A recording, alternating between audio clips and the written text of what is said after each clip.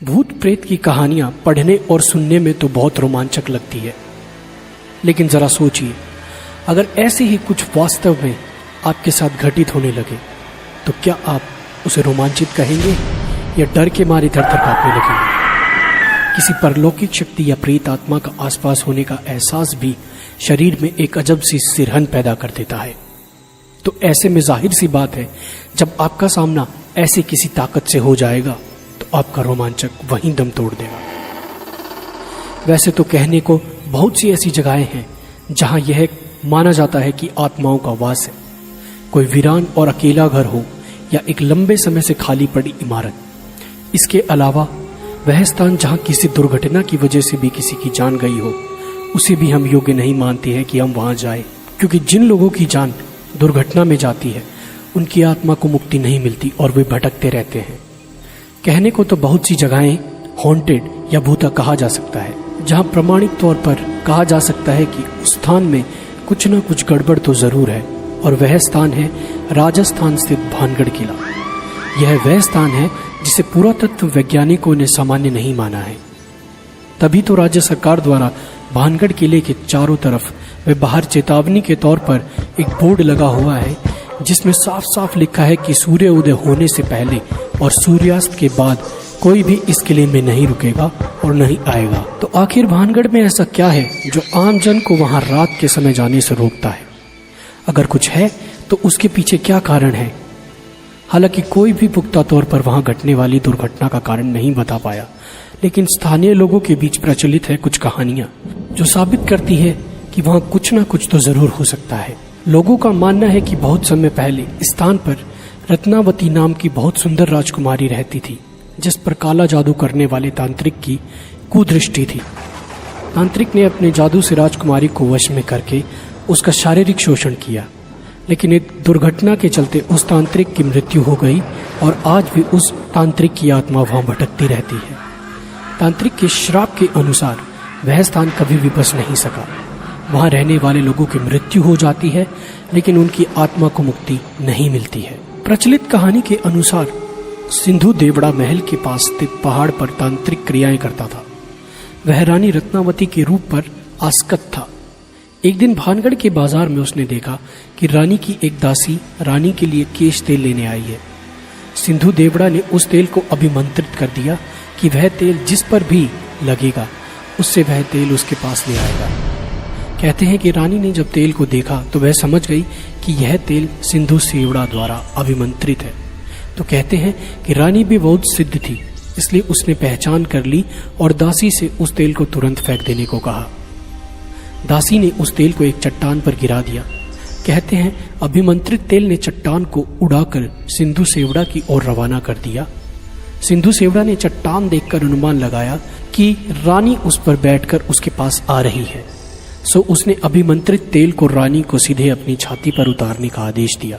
जब चट्टान पास आई तब तांत्रिक को असलियत पता चली, तो उसने आनन फानन में चट्टान उसके ऊपर गिरने से पहले भानगढ़ नगर उजड़ने का श्राप दे दिया और खुद चट्टान के नीचे दबकर मर गया।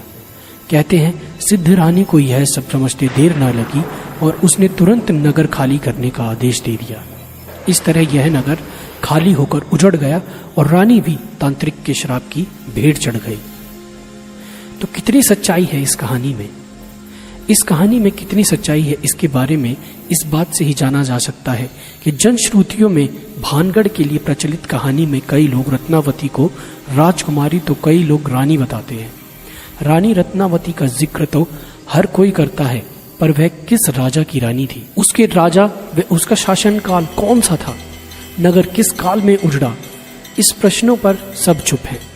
अक्सर लोग इस नगर व किले को 400 वर्ष पहले उजड़ा बताते हैं, पर किले में मिले विभिन्न राजाओं के शिलालेखों की तारीख देखने के बाद उसके उजड़ने की समय सीमा काफी कम हो जाती है। पर बहरहाल बात चाहे जो भी हो, इस फोर्ट को या इस भानगढ़ के किले को अब भी लोग सबसे ज्यादा डरावना मानते हैं, या कह सकते हैं कि भारत का सबसे प्राचीन स्थान जो भी है, जिसमें भूतों का निवास होने की पूरी आशंका या जहां भूत विराज करते हैं, वो भानगढ़ का किला ही है।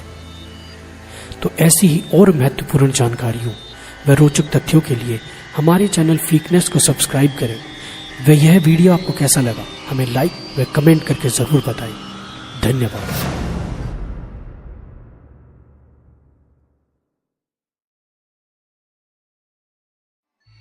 भूत प्रेत की कहानियां पढ़ने और सुनने में तो बहुत रोमांचक लगती है, लेकिन जरा सोचिए, अगर ऐसे ही कुछ वास्तव में आपके साथ घटित होने लगे तो क्या आप उसे रोमांचित कहेंगे या डर के मारे थर-थर कांपने लगेंगे?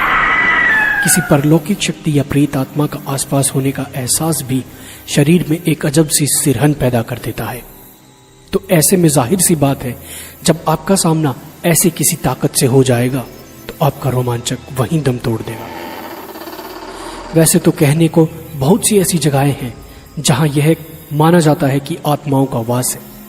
कोई वीरान और अकेला घर हो या एक लंबे समय से खाली पड़ी इमारत। इसके अलावा वह स्थान जहां किसी दुर्घटना की वजह से भी किसी की जान गई हो, उसे भी हम योग्य नहीं मानते हैं कि हम वहां जाएं, क्योंकि जिन लोगों की जान दुर्घटना में जाती है उनकी आत्मा को मुक्ति नहीं मिलती और वे भटकते रहते हैं। कहने को तो बहुत सी जगहें हॉन्टेड या भूता कहा जा सकता है, जहां प्रमाणिक तौर पर कहा जा सकता है कि उस स्थान में कुछ न कुछ गड़बड़ तो जरूर है, और वह स्थान है राजस्थान स्थित भानगढ़ किला। यह वह स्थान है जिसे पुरातत्व वैज्ञानिकों ने सामान्य नहीं माना है। तभी तो राज्य सरकार द्वारा भानगढ़ किले के चारों तरफ व बाहर चेतावनी के तौर पर एक बोर्ड लगा हुआ है, जिसमें साफ साफ लिखा है कि सूर्य उदय होने से पहले और सूर्यास्त के बाद कोई भी इस किले में नहीं रुकेगा और नहीं आएगा। तो आखिर भानगढ़ में ऐसा क्या है जो आम जन को वहां रात के समय जाने से रोकता है? अगर कुछ है तो उसके पीछे क्या कारण है? हालांकि कोई भी पुख्ता तौर पर वहां घटने वाली दुर्घटना का कारण नहीं बता पाया, लेकिन स्थानीय लोगों के बीच प्रचलित है कुछ कहानियां जो साबित करती है कि वहां कुछ ना कुछ तो जरूर हो सकता है। लोगों का मानना है कि बहुत समय पहले इस स्थान पर रत्नावती नाम की बहुत सुंदर राजकुमारी रहती थी, जिस पर काला जादू करने वाले तांत्रिक की कुदृष्टि थी। तांत्रिक ने अपने जादू से राजकुमारी को वश में करके उसका शारीरिक शोषण किया।